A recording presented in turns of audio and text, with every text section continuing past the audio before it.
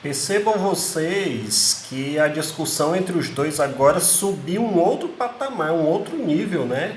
Eles estão discutindo mesmo partes das peças e erros mesmo que o Aristófanes enxergava, e ele fez uma comédia criticando tragédias.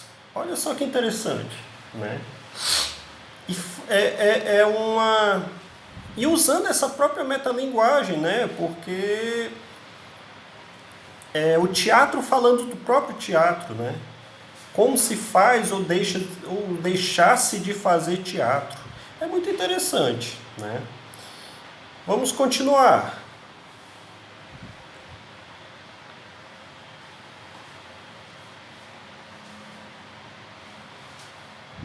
Dioniso.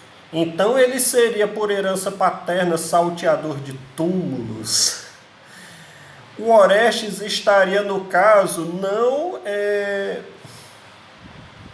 Segundo as conclusões aí, segundo as explicações do Eurípides, né? Ele não seria filho de Zeus, mas de Hades. Se ele é filho de Hades, então ele não queria o próprio pai vivo, queria o pai morto, né? Porque Hades espera que as pessoas morram mesmo, né? Ele é o Pluto, o rico, exatamente por causa disso. Porque todos vão até ele, né? Todos, absolutamente todos. Ninguém escapa da morte, né? Só os deuses. E ele ser um protetor de um assassinato, o Hermes ser um protetor de um assassinato, né? Aí o Dioniso até brinca, né? Então ele seria por herança paterna salteador de túmulos. O Hermes, tá, gente, tem outra característica. O Hermes, ele é defensor das encruzilhadas, dos caminhos. Não sei se vocês já viram uma transportadora chamada transportadora Hermes. Não sei se vocês já viram uma palavra chamada hermenêutica.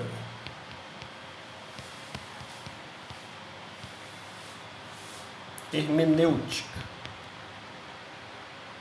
São coisas ligadas ao deus Hermes que tem a ver com a mensagem, né? A mensagem que parte de um lugar e vai para outro, né? São os caminhos, né?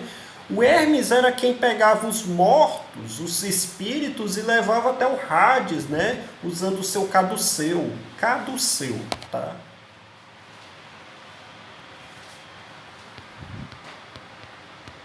Caduceu. Ele usando o seu caduceu ia levando as pessoas, né? Passando assim sobre os olhos, e a pessoa ia meio que inebriada, seguindo ele, tá? As pessoas não, os espíritos, né? Tudo isso aí tem a ver com mensagem, informação, ir de um canto até o outro. Então ele era o deus dos caminhos, tá? Ao mesmo tempo que ele era o deus dos caminhos, ele também era o deus a quem os transportadores pediam proteção, mas também, por incrível que pareça, até os ladrões pediam proteção ao deus Hermes. Por quê? Porque nos caminhos era onde havia muita pirataria, muitos roubos. Sim, era pelos caminhos e era muito comum nisso. A Grécia não tinha muitos locais por terra firme onde você pudesse circular com cavalos, não sei o quê. Mas nos locais que tinha era muito perigoso, tá? Sempre era muito perigoso. Aquilo que eu falei para vocês, as pessoas precisavam ficar nas casas dos outros, porque os caminhos eram levados muito tempo e dias para que você pudesse ir de uma cidade até outra, de um período, de um território do país até outro. Enfim, você levava muitos dias, né? Então era necessário que você pedisse asilo, né? Você pedisse para poder ficar na casa de alguém. Então era a pedido do Zeus protetor, né? Defensor como é, meu Deus? Que lá na Ilíada eles falam. Não é recepção, né? Já eu lembro dessa palavra, né? Receber as pessoas, né? Aquela coisa toda. Isso eu já expliquei para vocês. E nesses caminhos, mas no mar principalmente, havia muita pirataria, muita mesmo. E corria-se muito risco. E os ladrões pediam proteção a Hermes também. Então, um salteador é ladrão. Então, se ele estava, não era um protetor de túmulos, era um salteador de túmulos. Percebe aí o duplo sentido? Hermes, ao mesmo tempo que era protetor dos caminhos, ele era também protetor dos ladrões. Aí, nas palavras do Ésquilo, ele estaria falando várias coisas erradas, né? E ele vai ficando com raiva, né? Olha como Eurípides ele é esperto, né? E o Ésquilo, Dioniso, andaste-me a beber zurrapa. Zurrapa, isso aí deve ser uma palavra em português mesmo, português de Portugal, mas é um vinho de péssima qualidade, tá? Na tradução, essa notinha aqui diz, vinho de péssima qualidade. Dioniso não era o deus do vinho, né? E vivia bebendo vinho. Então o Ésquilo diz assim, tu bebeu, tá falando muita bobagem, né? Dioniso a Ésquilo, recita-lhe lá o resto. E aí Eurípides, e tu, fica-me de olho alerta aos deslizes, né? Aí o Ésquilo continua, né? Sê meu protetor e aliado, eu te suplico, eis-me de volta à casa que regresso. Olha os erros. O Eurípides está a dizer 2 vezes a mesma coisa. Esse portento do Ésquilo. 2 vezes a mesma coisa, como assim, professor? Subir para cima, descer para baixo, entrar para dentro, sair para fora, sai fora. Quando você diz sai fora, você está usando um negócio que lá nas figuras de linguagem, que já estudamos algumas, estudamos metáfora, comparação, hipérbole, já vimos algumas esse ano. Uma delas é um negócio chamado pleonasmo. Pleonasmo, que inclusive as pessoas que estudavam, alguns deles chamaram pleonasmo vicioso. Isso aqui já é errado, porque pleonasmo não precisa você colocar a palavra vicioso. Vicioso é aquilo que se repete, né? Pleonasmo já é uma repetição. Subir para cima, descer para baixo, entrar para dentro, sair para fora. Coisas desse tipo, sabe? Olha o pleonasmo. O Eurípides ele vai explicar. Como 2 vezes? O Ésquilo ainda não entendeu. Aí o Eurípides vai explicar. Ó.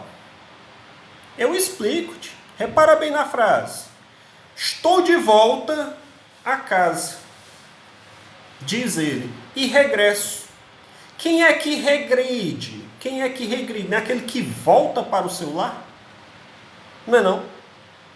E ele vai explicar isso. Voltar e regressar é a mesma coisa. Dioniso, lá isso é.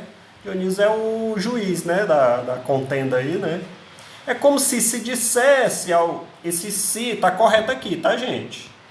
É como se dissesse ao vizinho do lado, empresta-me um pilão, ou se preferires, o almofariz. Almofariz é a mesma coisa de pilão, tá, gente? Ésquilo, nada disso, seu língua de trapos.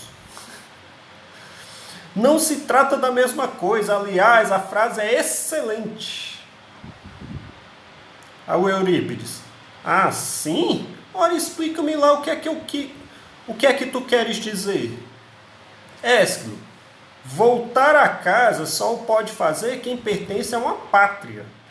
Nesse caso, pura e simplesmente, vem.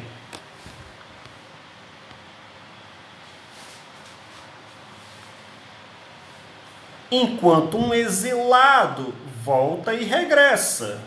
O Orestes, eles estão falando do Orestes. O Orestes teve que fugir da cidade por ter matado a rainha, Clitemnestra.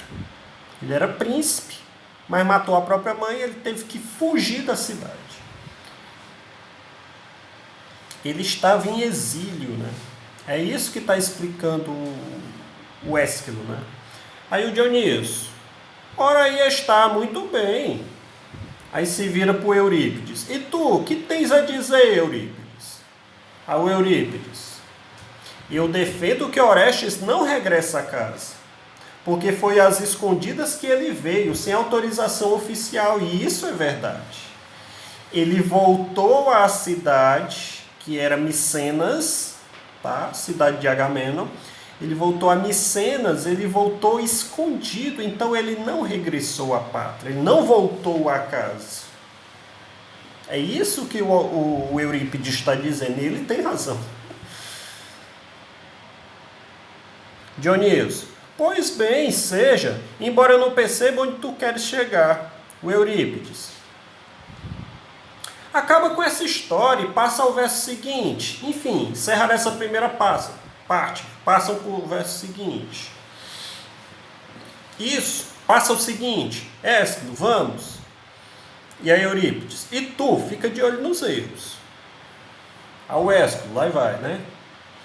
Sobre esta pedra tumular apelo ao meu pai, que me escute e me ouça. Eu acho que até vocês já perceberam isso. Ó. Escutar não é a mesma coisa que ouvir, não, gente. O Ésquilo, ele tinha essas manias. As tragédias, em geral, elas tinham essas manias antes das tragédias do Eurípides. Elas tinham essa tradição. Fazer frases pomposas e ao final dos versos repetir termos semelhantes, tá? Em sentido. Eurípides, lá volta ele à carga outra vez. Escutar e ouvir é evidentemente a mesma coisa.